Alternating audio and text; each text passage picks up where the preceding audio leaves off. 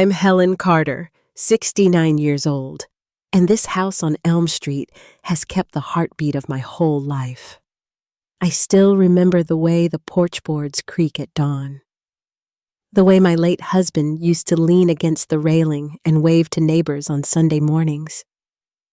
Sometimes I wonder if the house remembers more than I do.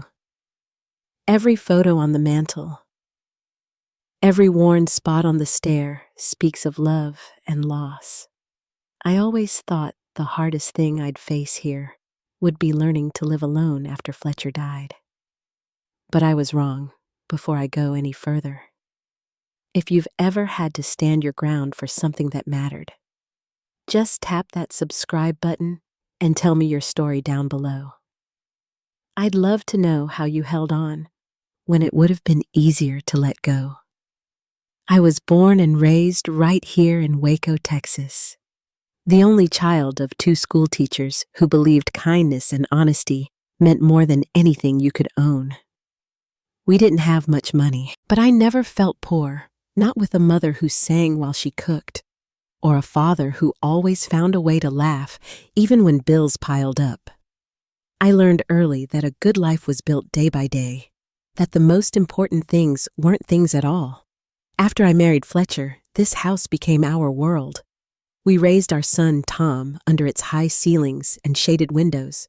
We grew tomatoes out back, put up a little swing for Tom when he was small, and every year we hosted Christmas dinner, folding out tables in the dining room until it overflowed with noise and pie and stories. When Fletcher passed 5 years ago, now it felt like the house itself went silent for a while. Retirement was supposed to be a season of rest, but I found myself busier than ever. I joined a book club at the library, spent quiet mornings tending the roses along the driveway, and tried not to think too much about the empty side of the bed neighbors would wave as I walked past. Folks who'd known me since I was Helen Maddox, not Mrs. Carter. The hardest part was Tom growing distant after he married Marissa. I tried to welcome her. She came from Dallas, all energy and expensive ideas, always ready to tell me how to redecorate or modernize the place. It was little things at first, remarks about the old curtains. Her curiosity about the house's value, talk of what I could do with the money if you ever think about downsizing Helen. You'd have a whole new life, she'd say, glancing around like she could see dollar signs in the wallpaper. I tried to brush it off, but Tom started to sound just like her, worried that the place was too much for me, hinting that maybe it was time for something smaller. You know, there are nice apartments near the park, he'd say, and I'd pretend not to hear the worry in his voice or the hope in hers. I found myself looking at the house differently, noticing every loose shingle, every bill that came due, every day. Tom didn't call. I wanted to believe the best in him, that maybe he really was concerned. But then came a morning that would change everything. A knock at the door, an official envelope, and the kind of chill that sinks right through your bones. The letter was heavier than it should have been, thick official paper with my name typed neatly across the front. I sat at the kitchen table in my bathrobe, the morning sun barely warming the room, and turned the envelope over in my hands. I thought it might be some paperwork about Fletcher's pension, or maybe a reminder from the city. But the moment I broke the seal and saw the words, "Notice of court hearing," the world tilted. I read the first few lines, my hands starting to shake. Then I had to stop and steady my breath. My son, Tom Carter, had filed a petition to have me declared legally incompetent. His name was there printed in black ink under the words petitioner. The next line said he was seeking guardianship of me and my property, citing evidence of cognitive decline. I sat there for a long time, unable to move with the kind of chill that settles in your bones and won't let go. It was Marissa's handwriting on the next page, a witness statement talking about my growing forgetfulness and how I struggled with basic household upkeep. She had written that she worried for my safety, that I might leave the stove on or forget to lock the door at night. There were little details about the house dust on the baseboards, overgrown hedges, a bill that I'd supposedly let slide. I kept rereading those sentences, searching for some sign of kindness or doubt. but they were careful and precise, every word chosen to make me sound helpless. I could hear Marissa's voice in my head, as if she were right there beside me, walking through my house and seeing only problems to be fixed, value to be extracted. Tom's words were there too, just a few lines saying he was only thinking of my best interest, that he hoped the court would see he was trying to protect me. I didn't know what to do at first. I called Doris, my closest friend since our boys were in elementary school, and tried to explain what was happening. She listened in silence until I ran out of words. "I'll be there in 15 minutes, she said, and I believed her. When she arrived, she looked over the court papers with her reading glasses perched on her nose and her lips pressed tight. Doris worked at the local bank for decades, and she's not the type to panic. She just patted my hand, poured us both some coffee, and made a list of what needed to be done. "You need a good lawyer," she said, "and you need proof that you're as sharp as ever." I nodded, but I could feel the shame in my cheeks, the way humiliation settles deep and makes you want to hide. Doris didn't waste a second. She called a friend who knew a family attorney, and by the next morning, I was sitting in the small office of Leonard Hargrove, a man who looked like he'd been practicing law since the courthouse was built. He listened quietly, made copies of every document, and asked if I had a regular doctor. When I told him I'd been to see Dr. Powell for a checkup just last month, Leonard asked if I'd mind having a cognitive assessment done by a specialist. "Judges like evidence," he said gently, "and the more the better." He explained that it wasn't uncommon for families to file these sorts of petitions when money was tight or houses were valuable, but that didn't make it any less painful. I nodded again, trying not to let my voice shake. We talked through the next steps, gathering letters from friends, neighbors, people who could vouch for me. Proof that I was paying my bills, managing the house, keeping up with my life. It all sounded so clinical, as if I had to assemble a dossier to prove I was still myself. Over the next few days, I walked through the house like a guest. I wiped the counters twice, checked the locks before bed, made sure the bills were stacked neatly on the desk. Every time the phone rang, my heart skipped a beat. I avoided calls from Tom. When Marissa sent a short message, "Hope you're okay," I didn't answer. Instead, I busied myself with Doris, who insisted on going through every drawer and cabinet collecting records and receipts. She kept her voice low and steady, as if she was afraid the walls might be listening. When I asked her why she was so sure Marissa was behind this, she just shook her head. "I know people like her," she said, "always thinking they know what's best, especially when there's money involved." The story started to make more sense when Doris mentioned that she'd seen Tom at the bank a few weeks earlier, looking anxious. She'd overheard Marissa asking about home equity loans, talking about starting a business. "They want this house, Helen," she told me, her voice quiet but certain. "And they're willing to push you aside to get it." I didn't want to believe her, but deep down, I knew she was right. I thought about the way Marissa always eyed the living room, how she talked about knocking down walls and modernizing the kitchen. I remembered Tom's sudden concern for my health, his questions about whether the stairs were getting too hard for me if I ever felt confused. I met with Dr. Powell and a neurologist at Doris's urging. Both doctors put me through a series of questions and memory tests. I named presidents, counted backwards from 100 by sevens, drew a clock face.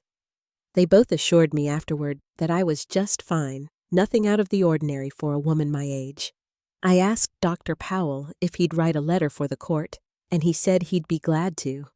The neurologist said the same. Doris started a file with copies of every letter and record color-coded by topic, just like she used to do with the PTA finances.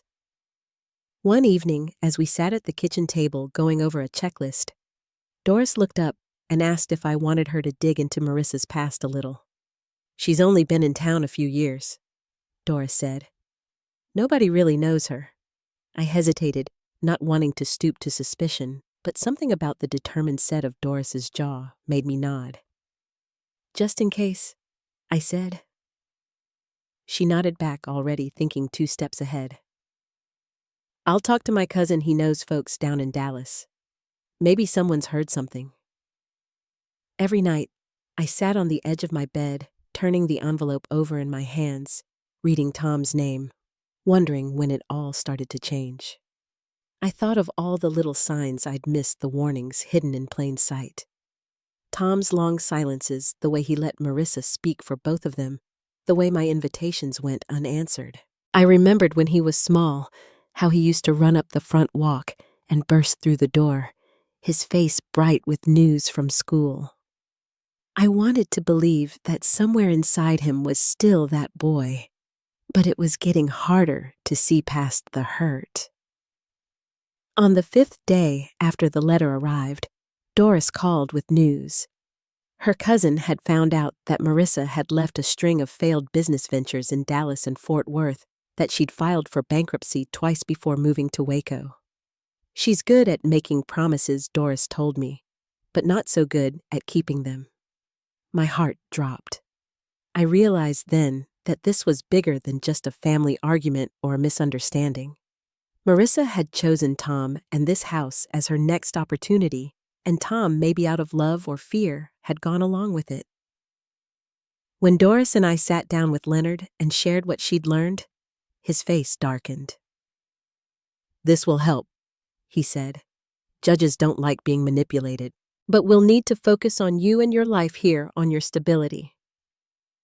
We kept working, gathering letters from neighbors, from folks at the library, and the book club from the principal at the elementary school where I used to teach. Every letter was a piece of myself, a reminder of the life I'd built in this house. The days grew shorter and cooler, the leaves turning yellow along the street. I started to feel less afraid and more determined. This was my home, the place Fletcher and I had built together, the place where every memory was sewn into the walls and floorboards. I wasn't going to let them take it from me. Not without a fight. When the court date finally arrived in the mail, I pressed the letter to my chest and looked out at the street, golden leaves swirling in the breeze. I knew there was still a long road ahead, a public hearing, questions about my mind and my worth. But for the first time since the envelope arrived, I didn't feel quite so alone. I had Doris beside me, a lawyer who believed in me, neighbors who would vouch for my heart and my mind, and I was ready to face what was coming next, whatever it might be. The first real cold snap arrived the week before the hearing, one of those brittle autumn mornings that makes the floors creak and sends a chill under every door. I woke up early, wrapped myself in Fletcher's old cardigan, and made coffee by habit. The kitchen window steamed up, but even with the heater running, the house felt quieter than usual, like it was holding its breath. The stack of documents Doris and I had gathered sat on the end of the table, a neat pile of letters, doctor's notes, and printed statements, all proof that I still belonged here. I'd always thought of this house as a place of comfort, but that week it felt like a museum. I moved from room to room, dusting the side tables, straightening picture frames, and pausing at each photograph. There was Tom at his high school graduation, Fletcher in his garden hat, Marissa beaming at last year's Christmas dinner. I didn't linger on that one. Nights were the hardest. I'd lie awake with the covers pulled up to my chin, listening to the refrigerator kick on and off, counting how many days until I would have to stand in court and answer questions about my own mind. I kept replaying the last time Tom came by, searching his face for the boy I once knew. I remembered him helping me carry groceries in from the car, his hand lingering at the door, as if he wanted to say something but didn't. He left in a hurry that day, promising to call, and didn't. Doris stayed close. She dropped off casseroles, and homemade soup came by in the evenings just to sit and talk. Or sometimes just to sit. She would fuss with the paperwork, checking off tasks in her neat handwriting, reminding me to eat, to rest, to let her know if the phone rang. Her presence was a comfort. Still, the moments in between stretched long and thin. When I called Tom, he rarely answered. The few times I did reach him, the conversation was stiff and brief. "Just checking in, Mom," he'd say, then fall silent until I offered some bit of news about the garden or the neighbors. Marissa never called. I started noticing small things, how I checked and double-checked the stove before bed, how I walked the house after sunset, flipping lights off and on just to make sure. Sometimes I wondered if I was giving Tom and Marissa ammunition without realizing it, as if every small lapse or repetition could be twisted into proof that I didn't belong here anymore. I couldn't shake the feeling of being watched, of being quietly measured and found wanting. At the market, people who'd once stopped for a chat now seemed uncertain, offering tight smiles or looking away. Word had gotten out the way it does in a small town. A few neighbors dropped off cards wishing me luck or strength, but I could hear the worry in their voices, see the questions in their eyes. Mrs. Rogers from 2 doors down brought over a pie, saying she'd heard I wasn't feeling well and asking if I needed anything. I thanked her, but after she left, I sat at the table and let the quiet settle around me. Every letter I read, every record I gathered, brought another wave of memories. I thought about the years I spent teaching at the elementary school, how many kids I'd watched grow up and move away, how some of them still sent postcards or stopped by with their own children. I wondered if they'd hear about what was happening, if they'd believe it. I wondered if Tom had already made up his mind, or if some part of him hoped I'd prove him wrong. One evening, Doris sat across from me and took my hands. "You're not alone in this," she said. "You have people who care about you." I nodded, though I wasn't sure I believed her. It was easier to keep busy than to sit with the ache. So I sorted old photos, made lists of things to fix around the house, filled my calendar with small appointments to fill the hours. But the worry was always there, humming just beneath the surface. On Sundays, I still went to church and sat in the same pew I'd shared with Fletcher for decades. The congregation's voices filled the sanctuary, but even there, I felt set apart.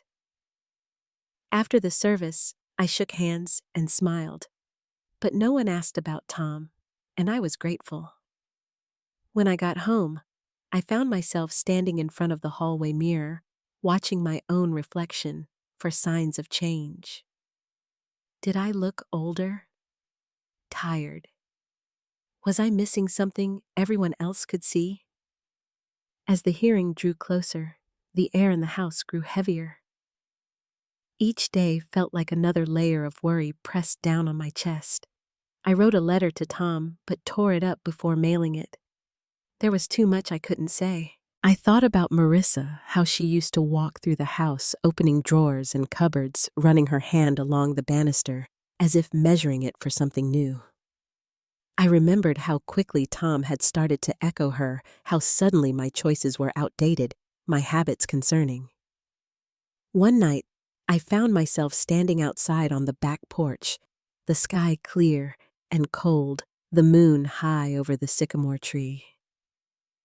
I listened to the wind and thought about Fletcher, about all the quiet years we'd built here, about the family dinners and Sunday mornings and little arguments over how to prune the roses. I missed the feeling of safety, of being sure of my place in the world. For the first time, I wondered if Tom ever missed it too. When I finally went inside, I passed by the living room window and saw the old swing Fletcher had hung for Tom swaying gently in the breeze. The house was still and dark, but I found a strange comfort in the familiar shapes, the curve of the sofa, the photos on the mantel, the shadow of the clock on the wall. I sat down at the kitchen table, turned on the lamp, and opened my notebook to make another list, even though I knew I'd already written everything down. As I turned the pages, I found a note Doris had left tucked between them. "You are stronger than you know."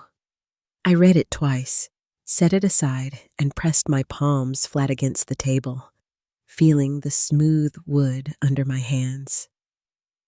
The house might be quieter these days, but it was still mine.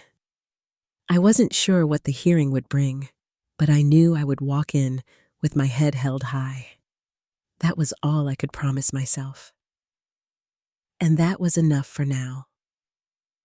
The next morning, I stood at the window, watching the leaves fall in the front yard.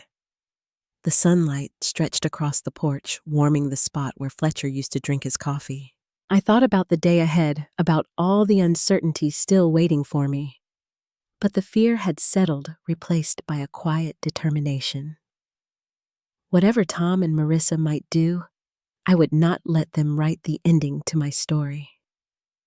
The morning light coming through the dining room window was gentle, soft as a memory. I stood at the sink, rinsing the last of the breakfast dishes, listening to the radio hum quietly in the background. There was a new steadiness in my movements.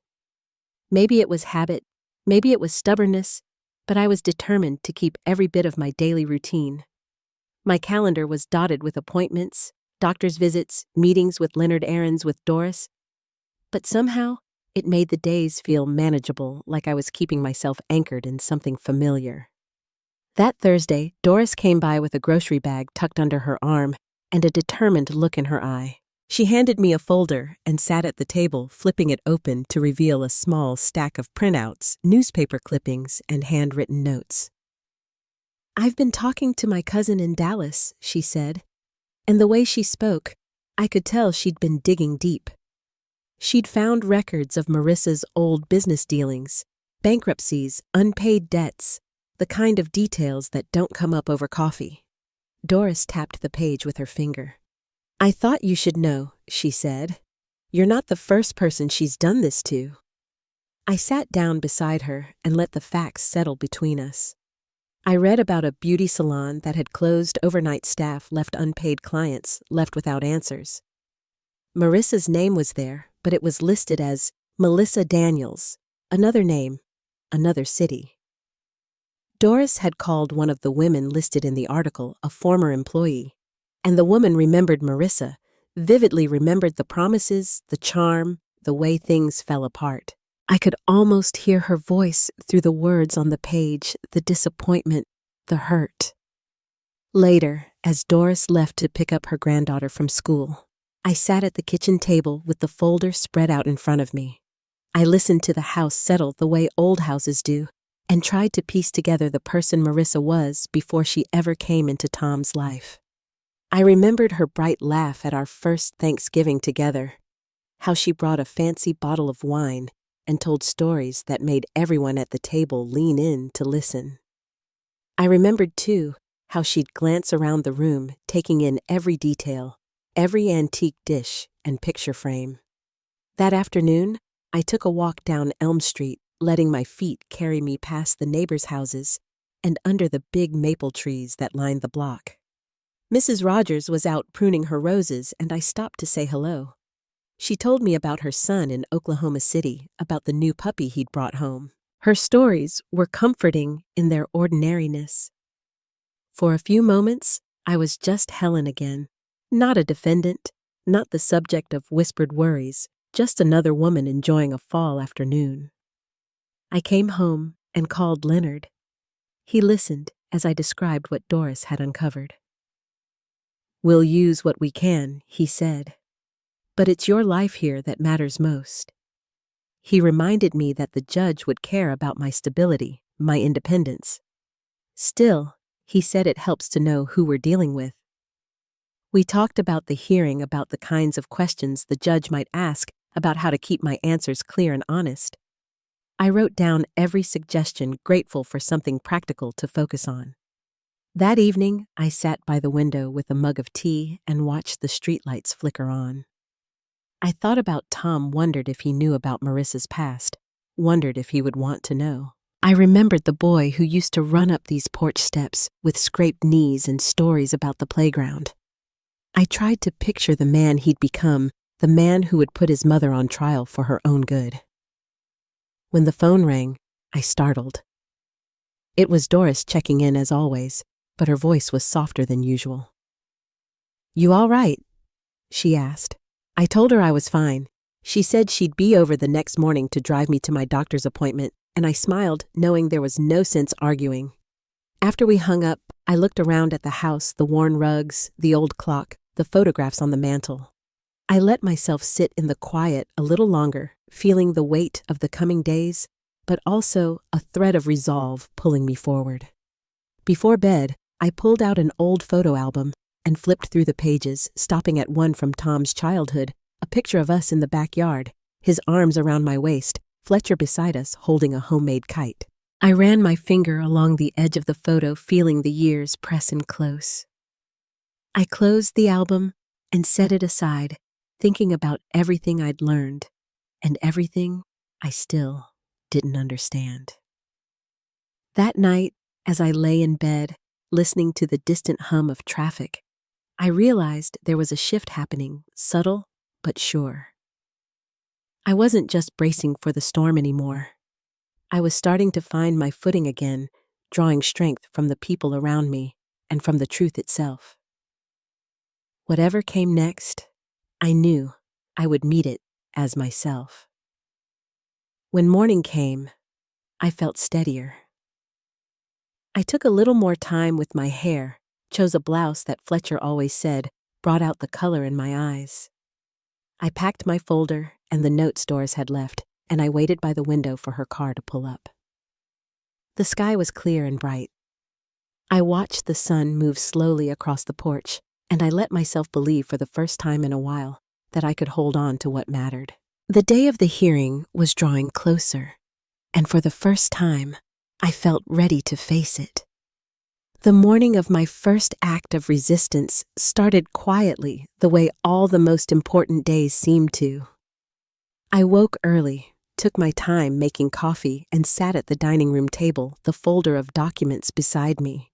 Sunlight moved across the old wood, catching on the edge of Doris's careful notes. There was a steadiness in my hands that surprised me. I thought about the years I'd spent in this house, birthdays, quiet breakfasts, Fletcher's laughter in the garden. I wasn't just defending a building. I was fighting for every part of my life that mattered. Leonard called just after 9 to say he'd made an appointment for me to meet with a neurologist that afternoon. It's best to get ahead of things, he said. A clean bill of health in writing will speak louder than anything else. I could hear the confidence in his voice, and for the first time, I felt a small sense of relief. I pulled on my best coat, the one with deep pockets, and slipped the medical forms inside, along with letters from neighbors and friends. Before leaving, I glanced in the hall mirror, smoothing my hair, willing myself to look as composed as I felt inside. Doris arrived to drive me, waving from the curb in her blue sedan. She kept her voice light, talking about the weather, about her granddaughter's school play, but every few blocks she'd glance at me and ask if I was all right. I just nodded, holding tight to my folder. The hospital was cool and bright, with a faint scent of disinfectant that reminded me of school hallways in August. The neurologist, Dr. Wallace, had a kind face and gentle hands. She asked me to remember a list of words to count backward to draw a clock. I answered every question steady and clear, my mind sharp with determination. When the tests were finished, Dr. Wallace handed me a printout. "You're perfectly capable," she said. "I'll make sure the court gets this." I thanked her, my voice steadier than I expected. On the way out, Doris squeezed my shoulder. "I knew you'd pass with flying colors," she whispered. That afternoon, we stopped by the library to pick up a letter from the book club president, and then visited the principal at the elementary school, who had written a warm, detailed statement about my years of service and my active mind. Each letter felt like another stone in the foundation I was building, a quiet, steady defense of the life I loved.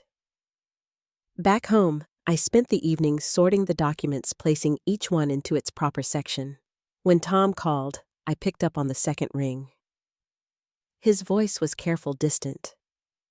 "Just checking in, Mom. Is everything okay?" I could hear Marissa in the background, her voice soft but unmistakable. I told him I was fine, that I'd been out with Doris, that I'd seen Dr. Wallace, and had the results to prove it.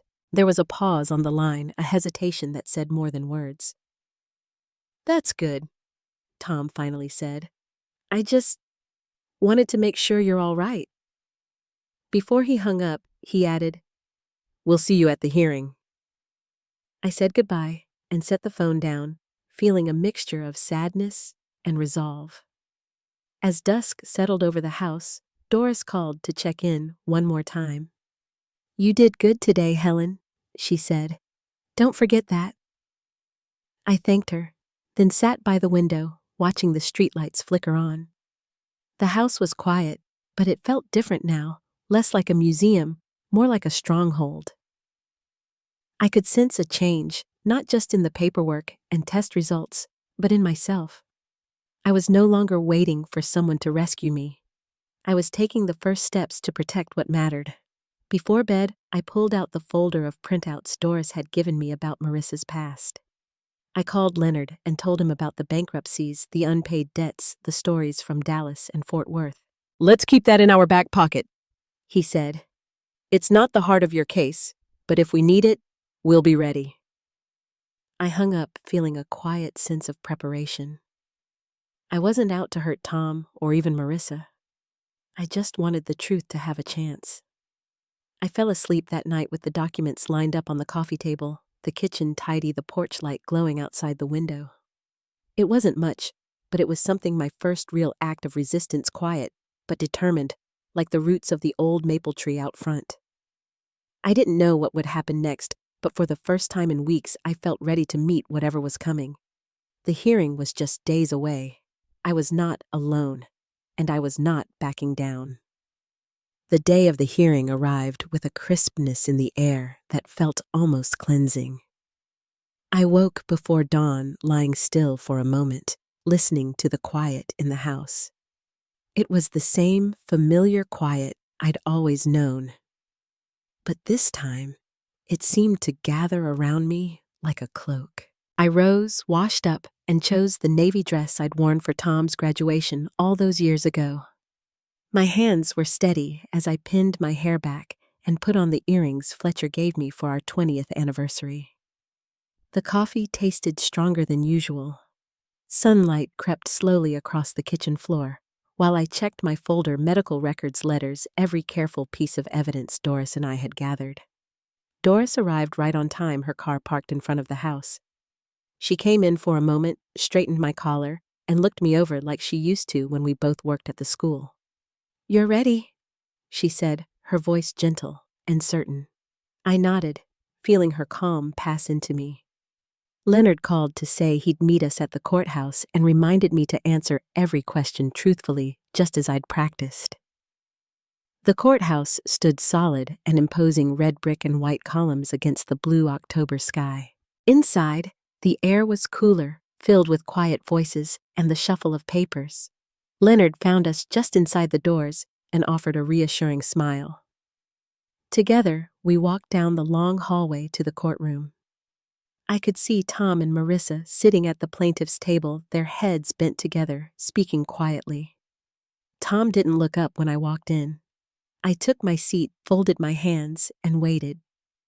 The judge entered, gray-haired and serious, the kind of presence that made everyone in the room sit up a little straighter. The proceedings began, introductions, statements, the laying out of accusations I'd already memorized. Leonard stood when it was our turn and spoke calmly about my life, my work, my community, my years of steady independence. He handed over Dr. Wallace's medical evaluation, the letters from neighbors, the records from the school.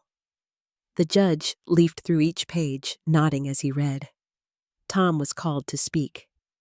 He rose, hands trembling slightly, and began in a low voice. "I love my mother," he said.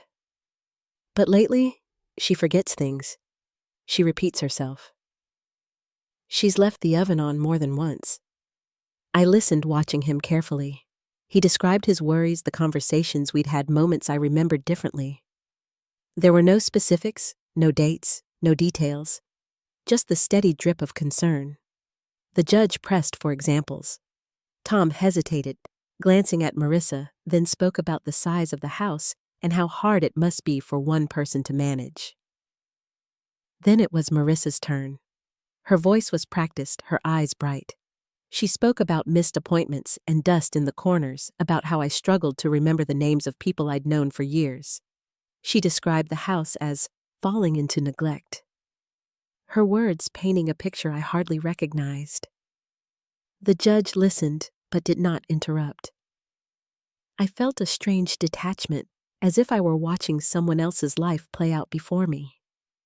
Leonard stood and called Dr. Wallace as a witness. She spoke clearly, laying out her findings: no sign of dementia, sharp mental faculties, no reason for concern.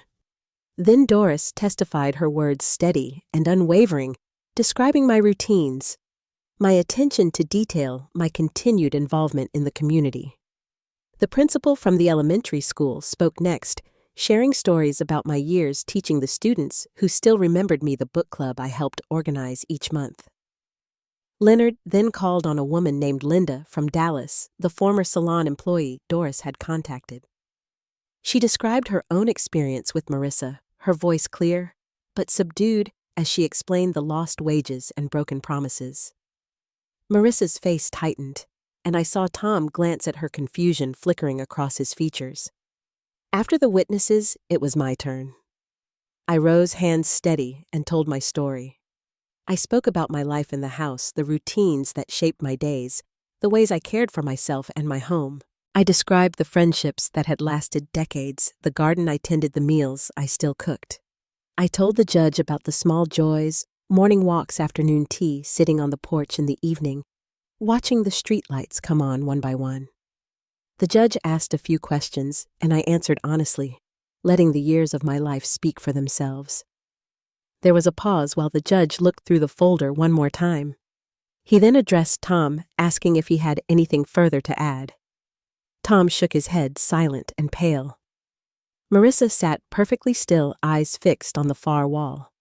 Finally, the judge closed the file and spoke. He acknowledged the concerns, the changes that come with age, but made it clear that concern alone is not proof. He stated there was no evidence of incapacity, that I remained fully able to manage my own affairs. The petition is denied, he said, his voice carrying through the room. For a moment, I sat frozen in my seat, the relief washing over me so quietly I could barely register it. Doris squeezed my hand. Leonard let out a slow breath. Across the room, Tom's face crumpled, and Marissa's composure finally broke, her lips pressed tight, her gaze burning with something sharp. I stood, thanked the judge, and gathered my things. Tom didn't look at me as I left the courtroom. Outside, the sunlight was brighter, the breeze softer. Doris hugged me tightly. "You did it, Helen," she said. "You really did." But even as we walked down the courthouse steps, I knew the story wasn't finished. I had won the right to stay in my home, but the cost was still settling around me. Heavy, complicated, not entirely joyful. That evening, I sat on my porch and watched the sunset, the sky painted with streaks of gold and pink. The house behind me felt a little more solid, and for the first time in weeks, I allowed myself to rest. Yet I also knew there were more conversations ahead, more reckonings to come, especially with Tom. And I wasn't sure what forgiveness would look like. But for now, I breathed in the cool air, felt the porch beneath my feet, and let the quiet surround me. The days that followed the hearing moved quietly, like the slow drift of leaves across my lawn. I kept to my routine, tidying the kitchen in the mornings, tending to the garden in the early afternoon, keeping myself busy with familiar chores. The house felt different now, lighter somehow, but also echoing with memories. Every corner reminded me of Fletcher's laughter, of Tom's small hands clutching the banister, of Doris's voice at the back door, calling me for lunch. There was a peace in knowing I could stay, that the rooms I'd called home for so long would remain mine. But it was not a simple peace. It settled in with its own weight, layered with the knowledge of what it had cost. Tom didn't call.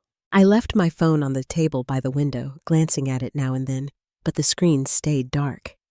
I imagined him sorting through boxes, the life he'd built with Marissa now in pieces, each memory heavy and uncertain. I thought of the last words we'd shared outside the courthouse.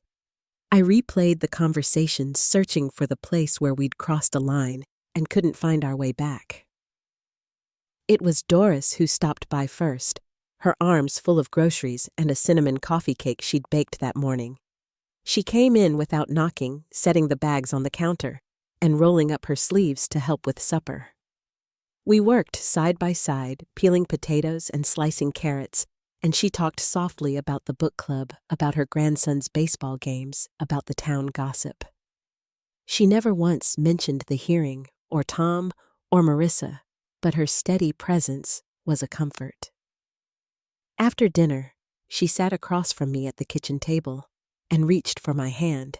"You're stronger than you know, Helen," she said quietly. "No matter what comes next."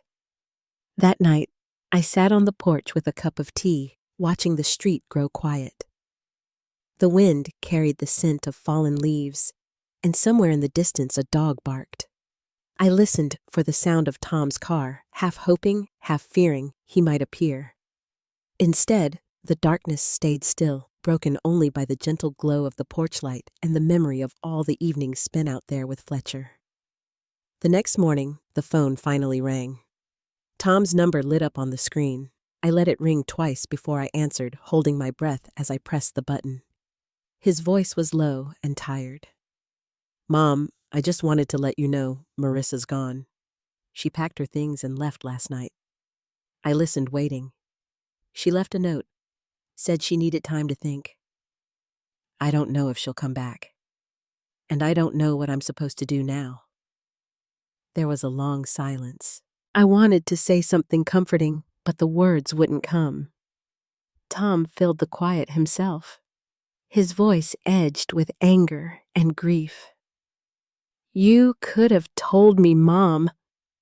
Before all this, you didn't have to drag her past out in front of everyone. You didn't have to humiliate me." I tried to explain softly how I'd reached out, how every door had felt closed, but he cut me off. "I need time. Don't call me, please. I'll reach out when I'm ready." The line went dead before I could answer. I sat at the table for a long while after the phone cradled in my hands, the weight of his words pressing down. Later that day, Leonard stopped by to check on me.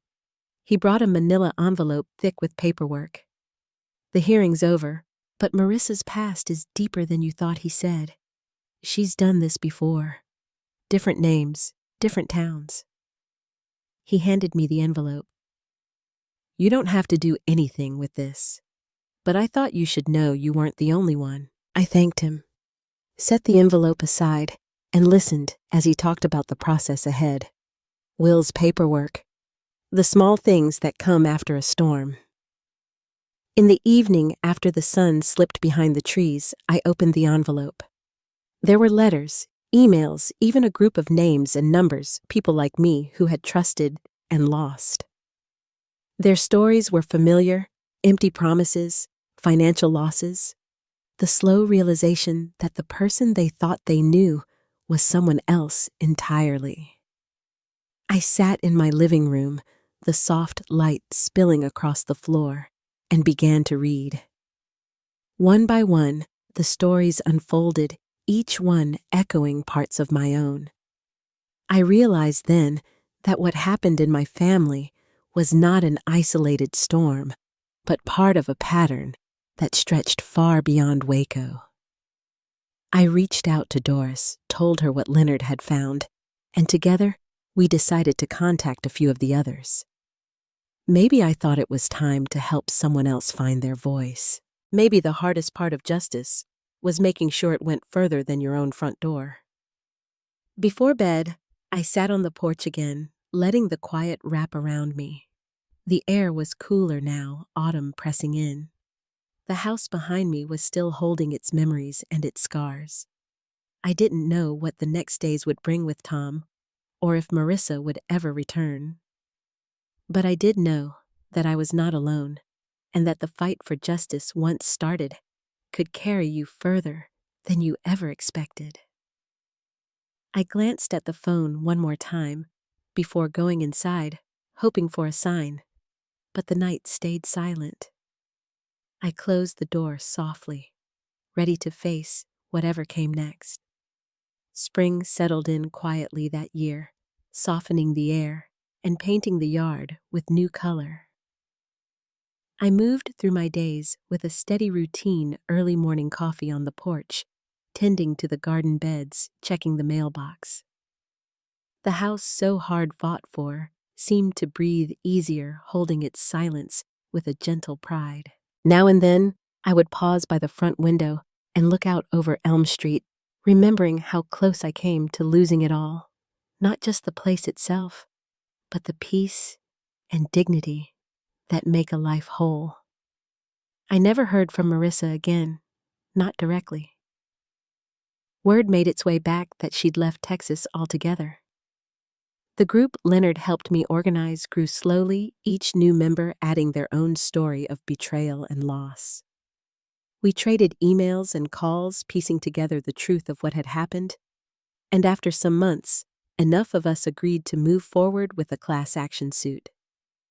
There was comfort in knowing I wasn't alone, comfort in hearing others echo the same hard lessons I'd learned, and in offering them the same quiet encouragement Doris had once offered me. Tom stayed distant, at least for a while.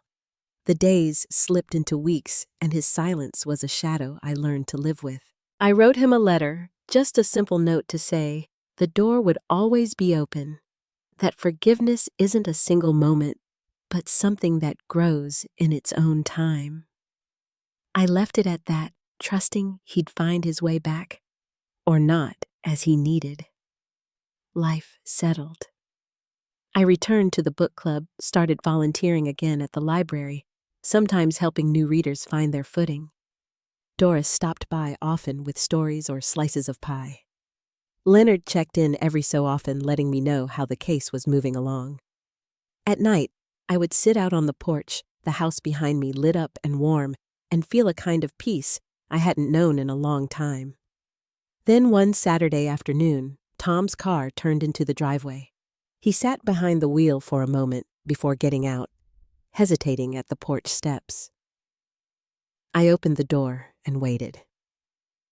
He walked up slow, his hands in his pockets, and when he spoke, his voice was quiet, tired, but open. "I'm sorry, Mom," he said. "I didn't want to see it. I just wanted things to stay the way they were." We talked for a long time, sometimes in words, sometimes in silence. There were things that couldn't be smoothed over right away, but there was understanding. There was room to start again. I've learned through all this that dignity is not something you're given. It's something you hold on to, sometimes in small ways. Sometimes when the world wants to take it from you. Justice can be slow, and it doesn't always look like you hope it will. But when you stand up for what's right, even when it costs you, you find a kind of strength you didn't know you had. And sometimes, just sometimes, you find your way back to the people you love. If you've made it this far with me, thank you for listening. Maybe you've faced your own battles, or maybe you know someone who has. I hope my story gives you a little comfort or courage, or just the reminder that it's never too late to begin again. If you'd like to share your own story or just leave a thought, I'd love to hear it. And if you found something in these words that spoke to you, I hope you'll stay with me for the next story. Take care of yourself, and remember, you are never alone.